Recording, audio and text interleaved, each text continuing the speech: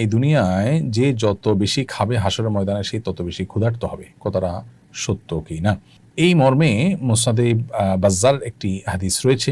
সেই হাদিসের সনদ সম্পর্কে হাফিজ ইবনে হাজার আসকালানি রাহিমাহুল্লাহ বলেছেন যে এই হাদিসের সতর্কবার্তা মূলত ওই ব্যক্তির জন্য যে ব্যক্তি সবসময় পেট পুরে খায়, অতিরিক্ত খায় এবং এর ফলে ব্যক্তির মধ্যে অলসতা চলে আসে, আল্লাহর ইবাদতবন্দি করা তার জন্য কঠিন হয়।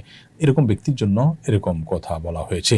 মাঝে মধ্যে বা কখনো কখনো পেট পুরে বা তৃপ্তি সহকারে খেলে সেটা মৌলিকভাবে নিষিদ্ধ কোনো বিষয় নেই। হাদিসের ভাষ্যটা হলো সালমান ফারসি রাদিয়াল্লাহু তাআলা থেকে বর্ণিত। তিনি বলেছেন, নবী করিম সাল্লাল্লাহু আলাইহি ওয়াসাল্লামকে আমি বলতে শুনেছি, ইন্না আকসারান নাসি শাবআন ফিদ দুনিয়া আতওয়ালুহুম জুআ। দুনিয়াতে যারা সবচেয়ে বেশি পেট পুরে খায়, পরিতৃপ্ত হয়ে খায়, তারা আতওয়ালুহুম জুআন ফিল আখিরাত, তারা আখিরাতে সবচেয়ে বেশি ক্ষুধার্ত থাকবে, সবচেয়ে দীর্ঘ সময় ক্ষুধার্ত থাকবে।